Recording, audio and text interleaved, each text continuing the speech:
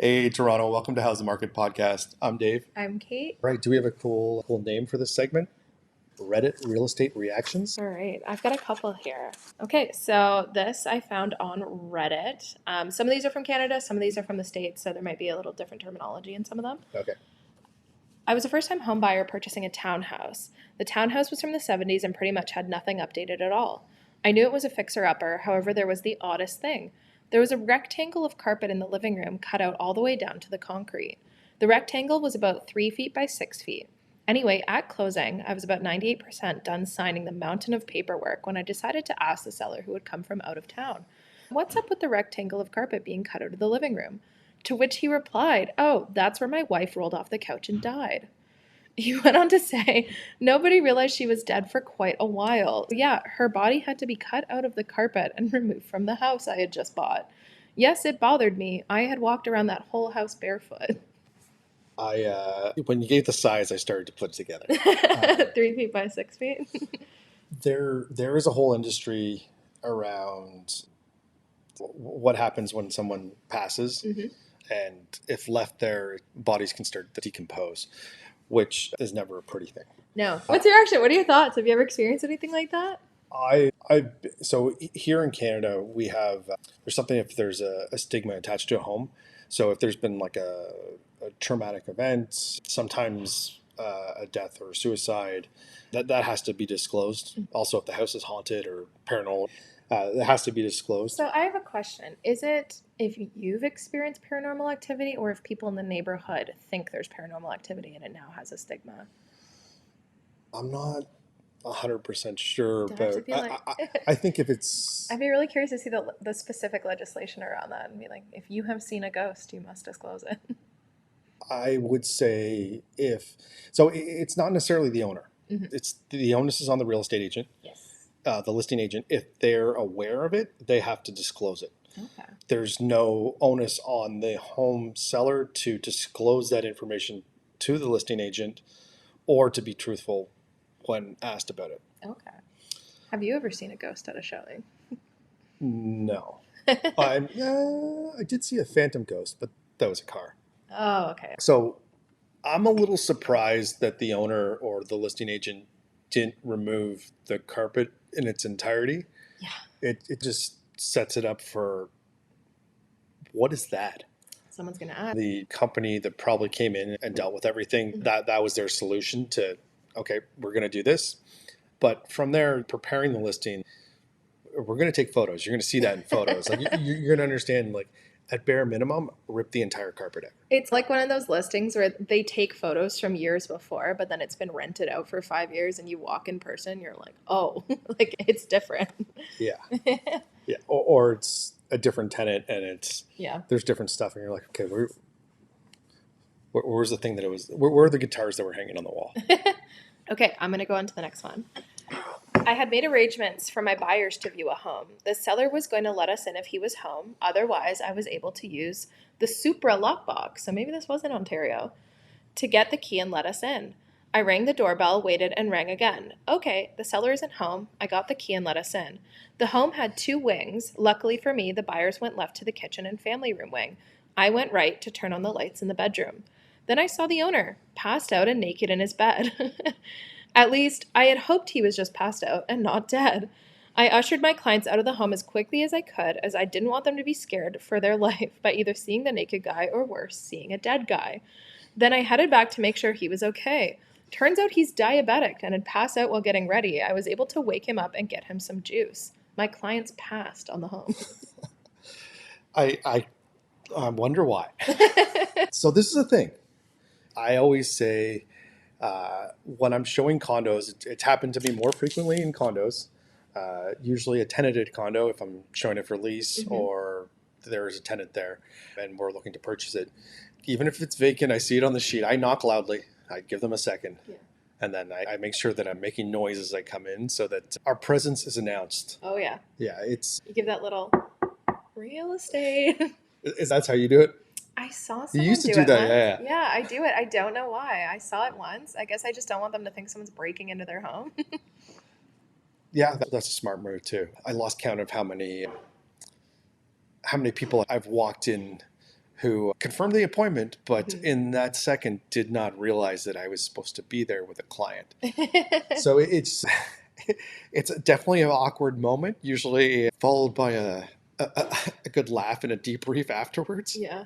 I went into a property and I was showing it with a client. And when I was going around, they had stepped outside. I was going around turning off the lights and I heard a noise in the basement. It was like music and I swear talking. And I'm standing there freaked out because we have just been in the home for 20 minutes. We haven't heard a single sound. I'm like confident the house is empty. And I got so nervous. I don't know if like music just came on and I went and peeked my head downstairs and there was like nothing. But there was like low music playing and I swear I could hear talk and I ran out of that house. I thought that house was haunted. It was the only time I've ever been nervous in a house. Did you disclose that? They didn't end up taking it, but it freaked me out.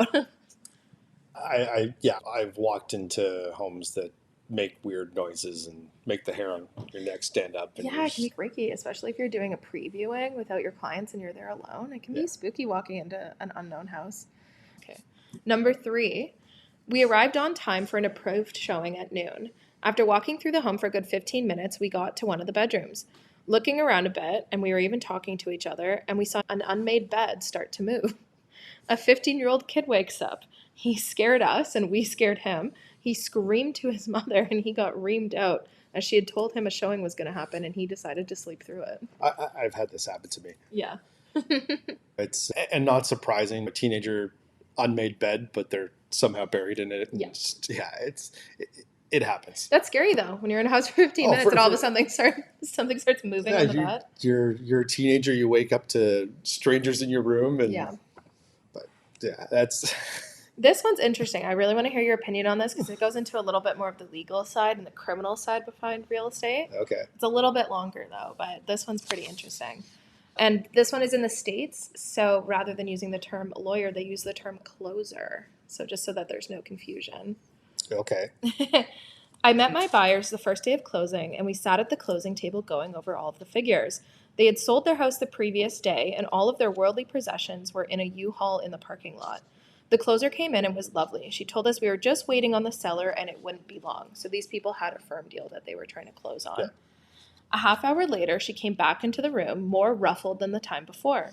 She informed us it was going to be a while longer and quickly ran out of the room. Since the documents were all finalized and the funds were already there, I knew it wasn't a money issue. After another half hour of waiting, with only so much chit-chat possible, I was frustrated with her not coming back. We were getting restless, and I excused myself and went in search of her. There were several police officers talking to her in the lobby with no seller in sight. We were blindsided. That's never good. We were blindsided to find out that he had been trying to sell his home for the 3rd time that morning. He believed that if he used different title companies and timed the closings closely, he could take all of the money and get out of town in a hurry before anyone could find out what he had done. What he hadn't counted on was that the second title company was a sister company of the one that was scheduled to close, so an alert had come up in their system and they pulled the title commitments.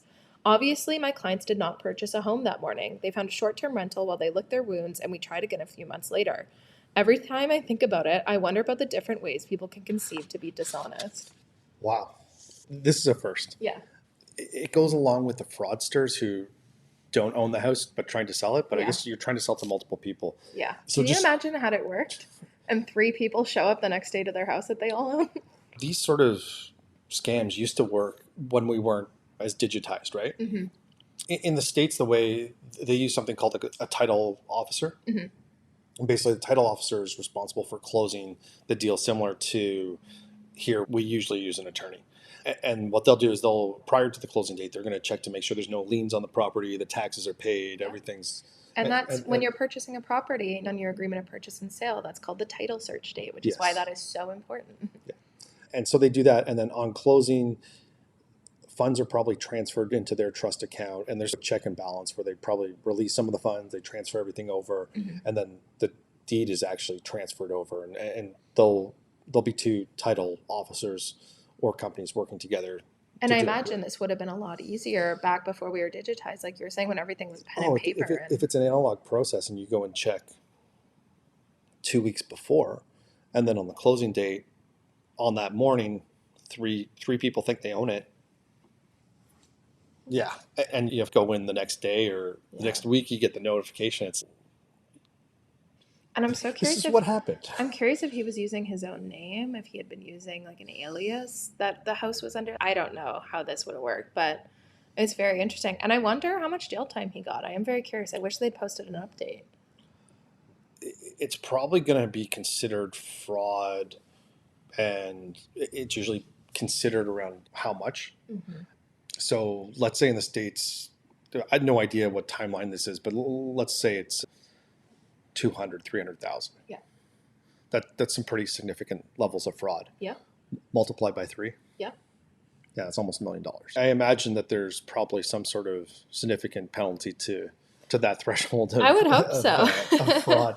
But I've never heard that one before. We talked about, I think one of the attorneys we use frequently to close transactions for us, Adam, was on talking about fraudsters a lot more with tenants coming in and selling properties that they don't actually own. Or sub-renting them out or Airbnb-ing them. Yeah. I think that's definitely more common in Canada, especially because we use attorneys and now we're more digitized. I feel like this would be a lot harder, but who knows? Like, I thought that was very interesting. Yeah. And the poor buyers, that's the thing. Like, can you imagine you've got everything in a U-Haul, you're ready to go, and just your world falls apart? Like, let's face it, moving is not easy. Yeah. It's an emotional journey, and you're right there at the finish line, and you're like, okay, today's day, it's exciting. We're going to get the keys, everything. All right, probably got a plan. We're going to go in, we're going to start to unpack, we're going to paint this room. You order the pizza, it's exciting. And you always advise people not to close on the same day as when they sell their house.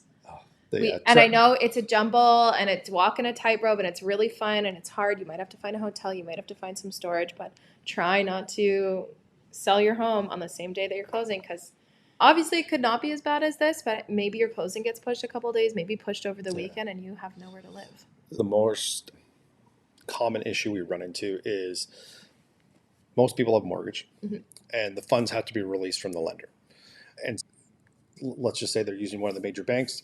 The funds aren't released on time. Yeah. So if this is a Friday afternoon, we're trying to close. Now everybody has to wait till Monday for those funds to be appropriately transferred, everything cleared up, and it might go until Tuesday. Yeah. So we always advise don't close on a Friday, and certainly try not to sell your property and move into the new one. It's just too much. Yeah. All right, I've got 2 more. These are good. This one's funny, and I feel like if you've ever dealt with a lease, you've probably maybe gotten something similar to this, but when submitting an offer, most agents prepare a letter with a photo of the buyers in the hopes of generating a connection with the seller. Okay. I know an agent who represented this sweet couple with tattoos all over their bodies and faces and lots of piercings. So the agent decides to use a photo of a different couple, and the offer ends up being accepted. Needless to say, the sellers were surprised when the Addams family turned up the next day.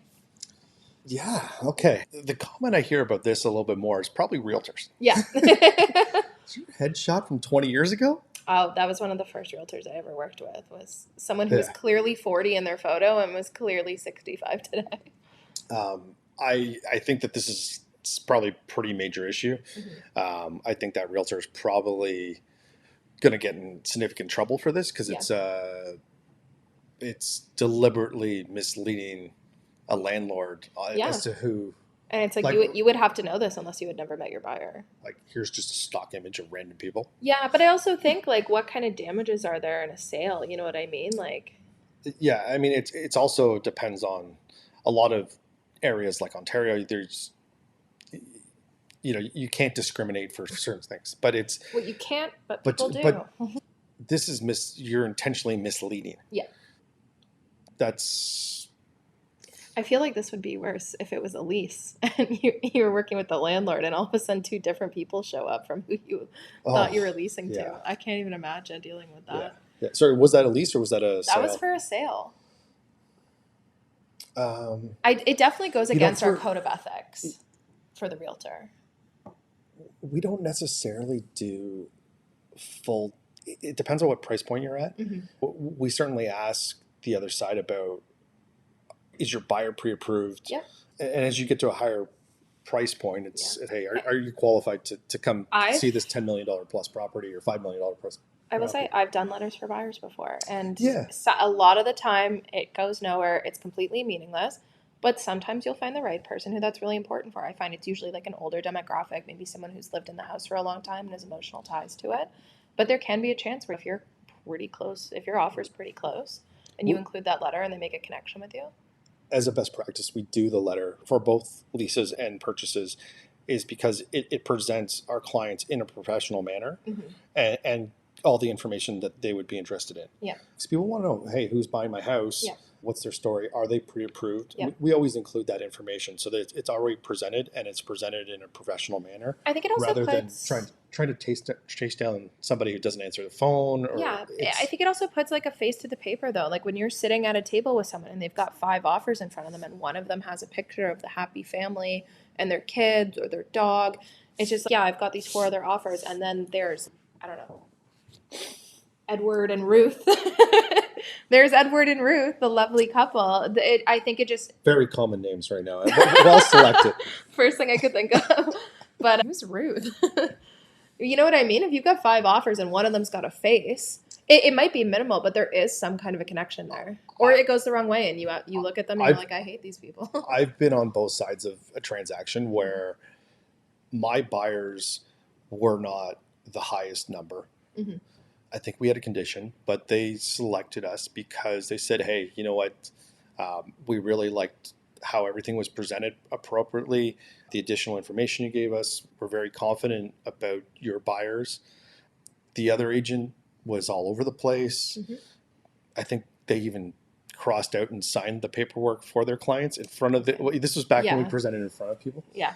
So it was just, the confidence wasn't there that it was going to close. I feel like you usually get that with more experienced sellers, right? People who have done this before and realize how important it is that these people are qualified to get to a good close.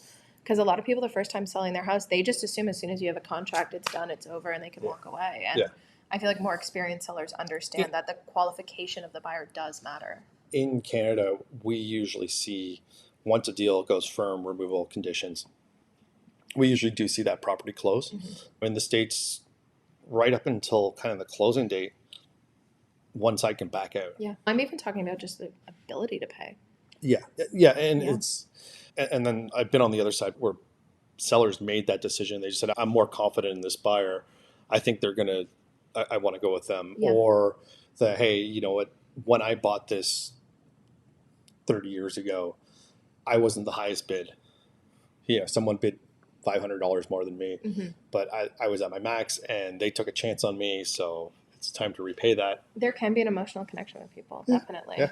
So. All right. That's all I have. All right. That was fun. I'm glad you enjoyed that. I hope you guys enjoyed that little segment. Maybe we will bring it back. I'd really like to get Ken on here and get some of the crazier stories for him. I've got a couple on fire damage. There's fire damage is an interesting topic. Yeah. We're seeing more and more fires and new developments lately. Thank you so much for joining us. We really appreciate it. Make sure you hit the like button. Yeah. Leave a comment. Leave a comment, share, and subscribe. Tell a friend.